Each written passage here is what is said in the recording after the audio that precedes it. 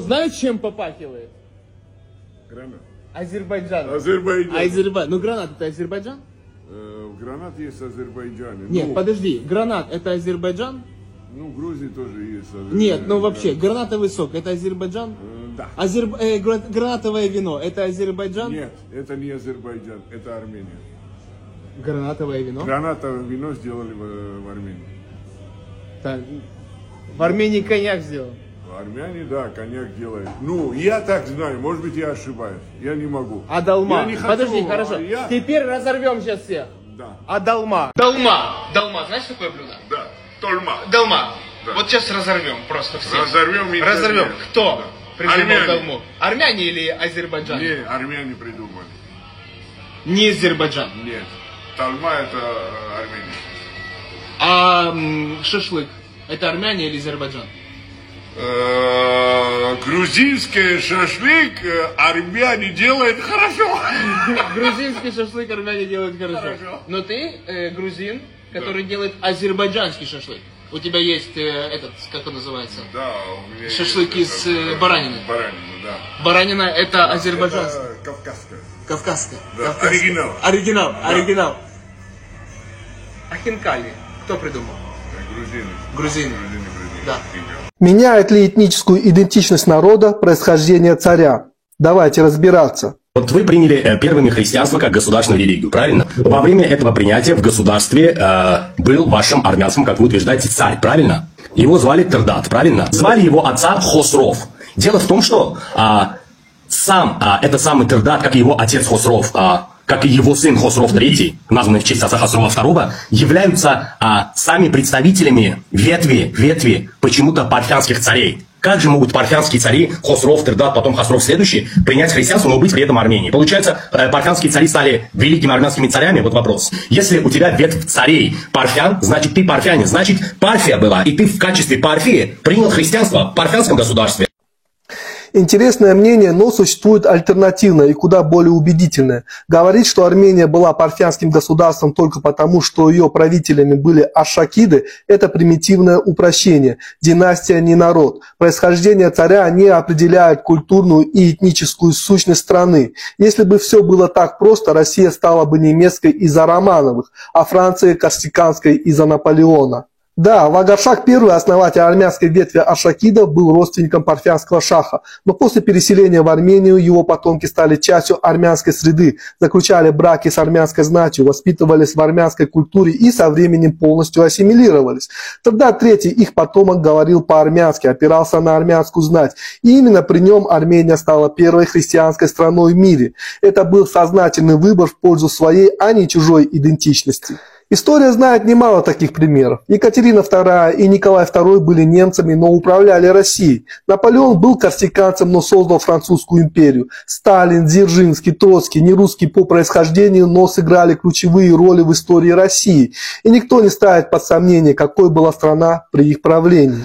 Аналогично и в Иране. Арабское завоевание принесло ислам, но не уничтожило персидскую культуру. Монгольская династия хулагуидов правила в Иране и на Кавказе, но уже их дети стали частью местной цивилизации. Это не сделало Персию монгольской. Аршакиды правили в Армении как армянские цари. Для армян с армянами и в армянской культурной рамке. Это была армянская земля и армянское государство, вне зависимости от происхождения одной династии.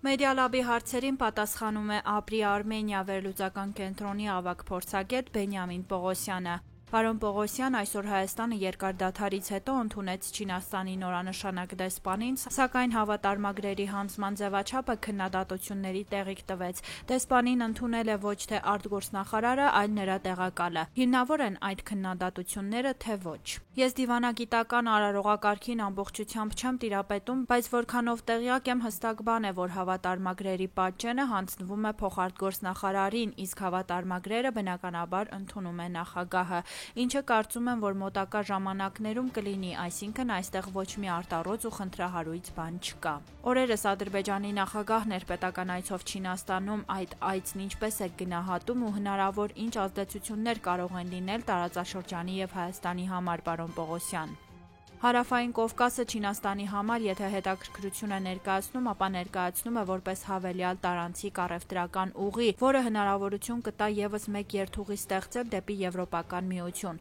Նկատի ունեմ Չինաստան, Կենտրոնական Ասիա, Կասպից ծով, Հարավային Կովկաս, Եվրոպա ուղղությունը, որը հայտնի է որպես միջին միջանցք, ինչն արդեն գործում է Չինաստան, Ղազախստան, Ադրբեջան, Վրաստան, Սև ծովով Եվրոպա կամ Չինաստան, Ղազախստան, Կասպից ծովով Ադրբեջան, հետո Բաքու, Թբիլիսի կարճ երկաթգծով եւ Թուրքիայով դեպի Եվրոպա։ Չեմ կարծում, թե Չինաստանը այս պահին շատ այլ հետաքրքրություններ ունի Հարավային Կովկասում, պատահական չէ, որ նրանք ակտիվորեն մասնակցում են Վրաստանում նոր Անակլիա նավահանգստի շուրջ ընթացող քննարկումներին ու անցած տարի նույնիսկ նախնական հուշագիր ստորագրվեց Վրաստանի եւ Չինաստանի միջև ու այդ նավահանգստի կառուցման մրցույթում հաղթող ճանաչվեց չինական ընկերության կողմից ղեկավարվող կոնսորցիում։ Չնայած դա անցյալ տարի էր վերջնական պայմանագիր, սակայն դրանից հետո չի կնքվել, ուստի շատ դժվար է ասել, թե արդյունքում այդ ընկերությունը նավահանգիստ կկառուցի, թե ոչ։ Բայց ունենք փաստ, որ անցած տարի չինական կոնսորցիումն է հաղթել այդ մրցույթում։ Չեմ կարծում, որ Չինաստանը Հարավային Կովկասում բացի տնտեսական ու նախ եւ առաջ տնտեսական տարանցիկ շահերից այլ շահեր ունի։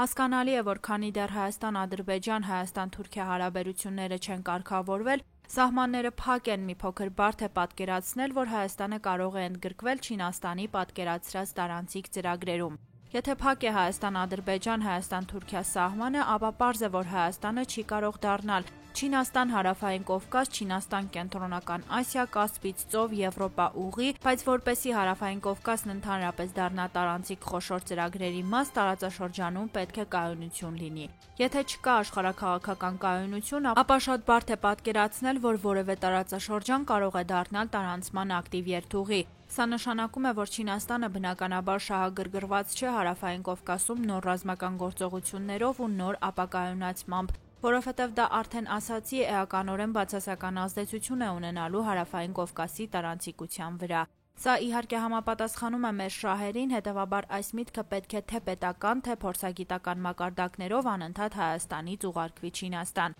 Այս գաղափարն անընդհատ պետք է փոխանցել մեր չինացի գործընկերներին, որպեսզի նրանք ինչքան որ շփվում են Ադրբեջանի հետ, իսկ մենք տեսնում ենք, որ դրանք ակտիվանում են։ Անցյալ տարի ստորագրվեց ռազմավարական գործընկերության մասին հռչակագիր, իսկ 2 շաբաթ առաջ, երբ Ադրբեջանի նախագահը պետական այցով Չինաստանում էր, ստորագրվեց համապարփակ ռազմավարական գործընկերության մասին հռչակագիր։ Այսինքն Չինաստան-Ադրբեջան հարաբերությունները խորանում են, ինչը նշանակում է, որ Չինաստանն ունի ինչ-ինչ գաղափարներ ադրբեջանցիներին փոխանցելու համապատասխան խողովակներ։ Հետևաբար մեր չինացի գործընկերներին պետք է ասել, որ Ադրբեջանին հստակ ուղերձ հղեն զերծ մնալ Հայաստանի դեմ լայնածավալ ռազմական գործողություններից, որովհետև դա կբերի երկարաժամկետ պատերազմի, ինչը կհանգեցնի Հարավային Կովկասի տարանցիկ ներուժի փոշիացմանը, ինչը արդեն ասացի չի բխում Չինաստանի շահերից։ Չեմ կարծում, թե Չինաստանն ունի առանձին կամ հայկական կամ ադրբեջանական քաղաքականություն կամ Վրաստանի նկատմամբ, որովհետև ինչպես ասացի, Չինաստանի քաղաքականությունը տեղավորվում է տնտեսական տարանցիկ շահերի մեջ։ Տարբեր կարծիքներ են հնչում, թե Հայաստանը բավարար նախաձեռնողականություն չի ցուցաբերում Չինաստանի, Հնդկաստանի ու Մերձավոր Արևելքի հետ հարաբերությունների խորացման մասով։ Համաձայն եք այս գնահատականներին ու եթե այո, ապա ինչով է բացատրվում հայկական կողմի պասիվությունը, պարոն Պողոսյան։ Մերձավոր Արևելքի ու Հնդկաստանի մասով դժվար թե գնահատականներ տամ, բայց պետք է ընդունել, որ պաշտպանական համագործակցությունը Հնդկաստանի հետ վերջին 2 տարիներին հսկայական տեմպով է աճել։ Հնդկաստանն այսօր Հայաստան զենքի թիվ 1 մատակարարն է, հետևաբար ասել, որ հարաբերությունները բավարար չեն, գոնե պաշտոնական փաստերն այդ մասին չեն։ Մերձավոր Արևելքի հետ կապված մենք տեսնում ենք, որ 2023-ին դիվանագիտական հարաբերություններ հաստատվեցին Սաուդյան Արաբիայի հետ, անցյալ տարի արտգործնախարարն այցելեց Արաբական Միացյալ Էմիրությունների հետ առևտուրը բավականին աճեց, չնայած կան նաև բացասական զարգացումներ, նույն Fly Arna-ի հետ կապված խնդիրը ու արևային էլեկտրակայանի կառուցման խնդիրը արդեն 4 տարի, այսինքն երկու դեպքում էլ քայլեր արվում են, իհարկե կան բացասական որոշակի զարգացումներ, որոնք կախված են մեր պետական կառավարման համակարգի կամ հանրային կառավարման ինստիտուտների ոչ բավարար կամ պակաս ունակություններից։ Ինչ վերաբերում է Չինաստանին, ապա պարզ է, որ քաղաքական հարթության մեջ Հայաստանը Հարավային Կովկասում Չինաստանի հետ ամենացածր մակարդակի հարաբերություններն ունի։ Արդեն ասացի, թե Ադրբեջանի եւ Վրաստանի հետ Չինաստանը ինչ կարգի փաստաթղթեր ունի ստորագրած, իսկ Հայաստանի հետ դրանք չկա։ Սա օբյեկտիվ իրականություն է, բայց արդյոք այս պահին նման փաստաթղթի ստորագրումը բխում է Հայաստանի շահերից բարդ է պատասխանել, որովհետև մյուս կողմից մենք տեսնում ենք, թե ինչպես են գնալով սրվում Չինաստան-ԱՄՆ հարաբերությունները։ Այս պայմաններում գուցե Չինաստանի հետ նույն տիպի հռչակագիր ստորագրելը, ինչ կարգի արել է Վրաստանը 2023-ին, դժվար է ասել Հայաստանին օգուտ կբերի, թե ոչ, թերևս դա պետք էր անել մինչև Թրամփի ընտրվելը։ Այս պահին թերևս ճիշտ է Չինաստանի հետ ունենալ այն, ինչ ունենք մենք։ Պարոն Պողոսյան, շատ են քննադատությունները օրվա իշխանության հասցեին առ այն, որ իրենք սեփական օրակարգ չեն կարողանում առաջարկել եւ հետամուտ լինել դրա իրացմանը։ Եթե կա այս բացը, ապա ինչ հետևանքներ է այն ունենալու Հայաստանի համար։ Որքանով ես եմ պատկերացնում, Հայաստանի այս պահի արտաքին քաղաքականության առաջնահերթությունը Ադրբեջանի կողմից նոր հարձակման կանխումն է։ Չնայած բոլոր պնդումներին, թե խաղաղության գործընթացը շարունակվում է, հասկանալի է, որ մենք բավականաչափ հեռու ենք խաղաղության պայմանագրի ստորագրումից։ Այսինքն գտնվում ենք ոչ պատերազմ, ոչ խաղաղություն վիճակում։ Հետևաբար անհրաժեշտ է արտաքին դերակատարների կողմից միջամտություն, որոնք ունեն շահեր Հարավային Կովկասում եւ ազդեցություն Ադրբեջանի վրա, որպեսզի զսպեն հնարավոր նոր լայնածավալ հարձակումը Հայաստանի վրա։ Շեշտում եմ լայնածավալ, որովհետև լոկալ հարձակումները վախենամ ոչ մեկը չի կարող կանխել։ Իմ պատկերացմամբ ՀՀ արտաքին քաղաքականության հիմքը դա է ու կառավարությունը գտնում է, որ էսկալացիայի կանխման արդյունավետ ճանապարհը առաջին ժամանակ առ ժամանակ Ադրբեջանի պահանջների ընդունումն է, երկրորդ Թուրքիայի հետ շփումների շարունակությունը, հույսով, որ գոնե Թուրքիան մեսիջներ կուղարկի Ադրբեջանին, որ առայժմ զերծ մնա էսկալացիայից։ Իհարկե միայն այս երկու ուղղությունը չէ, կան Ռուսաստանի հետ հարաբերություններ,